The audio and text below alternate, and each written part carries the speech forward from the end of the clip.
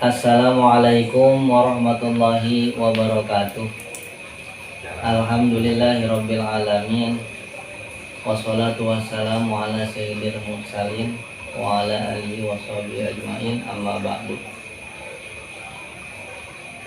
Santriat santriawati SDIT Nurul Aqab,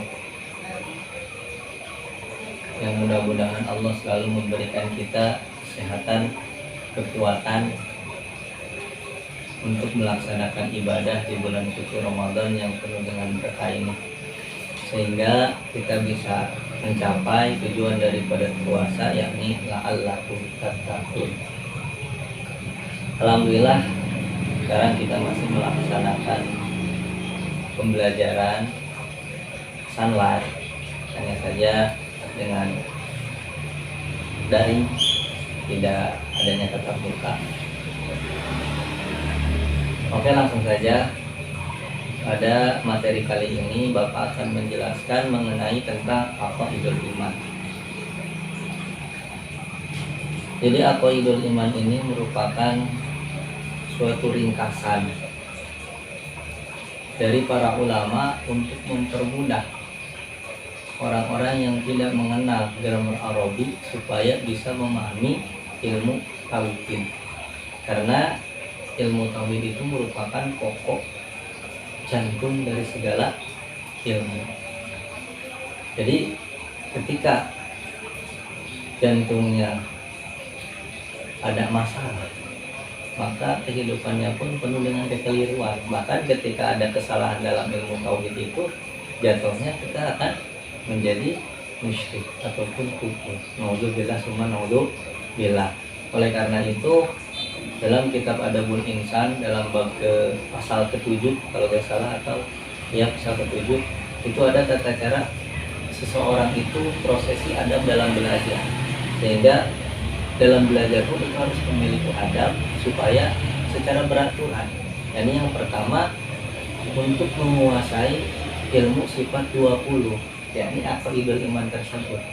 Bahkan Mama Sibogo, yakni Mama Belajar Imam Nawawi, dikutip dalam kitab Bahjatul Wujudnya, menganjurkan, bahkan sudah menjadi qawaid umum bagi para santri di pondok pesantren, itu secara berurutan untuk mengkaji pertama ilmu tauhid, kedua ilmu fikih, dan yang ketiga ilmu tasawuf. Tadi karena tauhid adalah jantung, sehingga kita tidak bisa hidup kalau tidak ada jantung.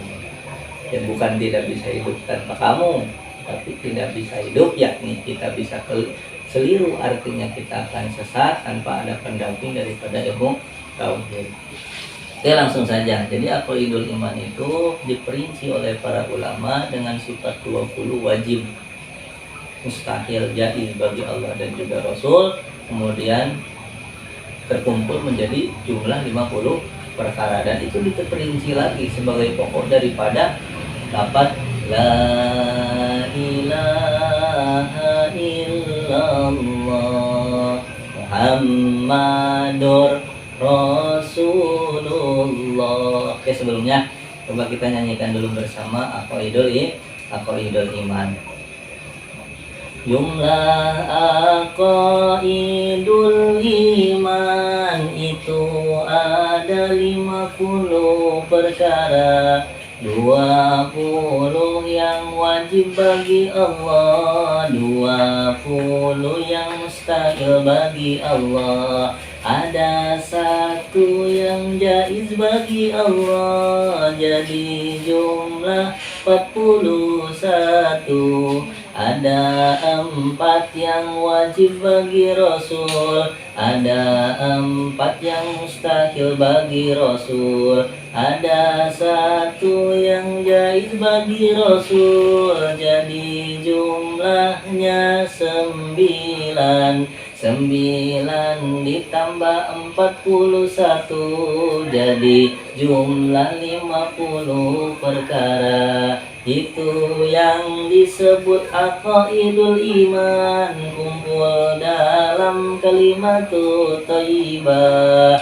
la ilaha illallah Muhammadur Rasulullah. Untuk menjelaskan secara menyeluruh mungkin cukup mustahil dalam pertemuan satu kali, karena ini harus step by step dalam penerangan secara keseluruhan mengenai sifat wajib, sifat mustahil, sifat jahil. Mungkin dalam pertemuan sekarang kita akan membahas pokok daripada sifat Allah. Yang pertama yakni adalah sifat wujud. Nah, dalam sifat wujud ini sebagai dalil daripada kutipan ilmu tauhid dalam kitab tiga terangkan wa yajibu fi haqqihi ta'ala al-wujudu wa didduhu al-adamu wad dalilu ala dalika wujudu hadhil makhluqati. Wajib bagi Allah pertama yakni sifat wujud yang maknanya ada, Allah ada, wadiduhu dan lawan daripada sifat wujud yakni sifat adam, artinya tidak ada, tarik ke permukaan. Wajib bagi Allah mempunyai sifat ada, mustahil bagi Allah mempunyai sifat tidak ada.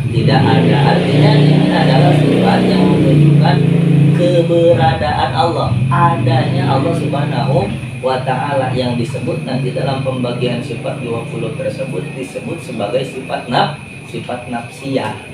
Nah, pembuktian bahwasannya adanya Allah. Terkadang kita sering disudutkan oleh agama-agama yang lain bahwasannya Kristen beribadah ada Tuhannya, Buddha beribadah ada Tuhannya, kemudian bisa terlihat maksudnya gitu.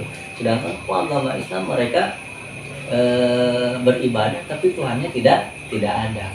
Hanya di sini diterangkan yang pertama bahwasanya Allah itu ada.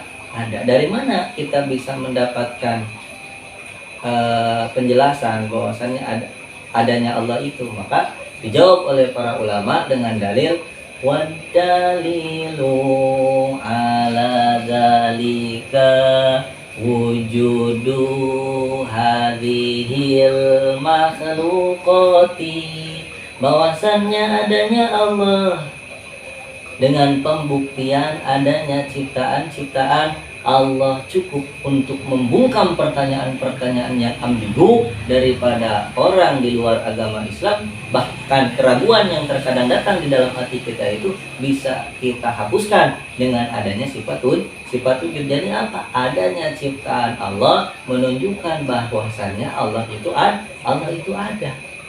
Contoh misalkan adanya langit menunjukkan adanya Allah. Adanya bumi menunjukkan adanya Allah. Adanya binatang menunjukkan adanya Allah. Kenapa? Karena siapa lagi yang mampu menciptakan makhluk yang di luar kemampuan kita? Artinya siapa di sini yang bisa menciptakan langit?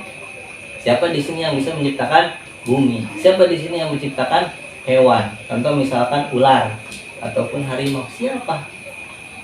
Tidak ada yang mampu. Mereka hewan mempunyai hati, mempunyai perasaan.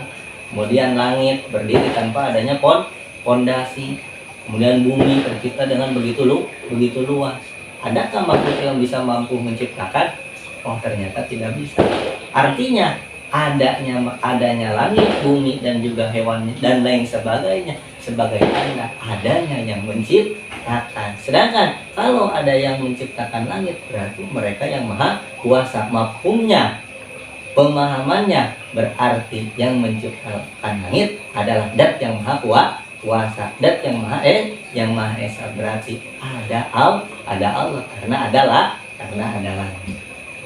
Hingga kesimpulannya bahwasannya pertama sifat wujud itu adalah sifat yang menyatakan, memberikan paham bahwasannya adanya Allah dengan dalil pembuktian adanya Allah itu adanya ciptaan ciptaan-ciptaan Allah. Sehingga cukup bagi seorang muslim, bagi seorang mukmin untuk meyakinkan adanya Allah, tidak sampai melebihi batas sehingga ada pertanyaan, Allah itu gimana? Allah itu bagaimana? Nah, karena itu min gua midi ilmil kalam, sebagian daripada ilmu-ilmu yang menyesatkan dalam ilmu tauhid. Jadi seorang mukmin cukup hanya meyakinkan adanya Allah atas dalil bahwasannya adanya ciptaan Allah. Oke, mungkin cukup sekian. Kurang lebihnya mohon maaf. Akhirul kalam, wallahul muwaffiq ila aqwamit thoriq. Wassalamualaikum warahmatullahi wabarakatuh.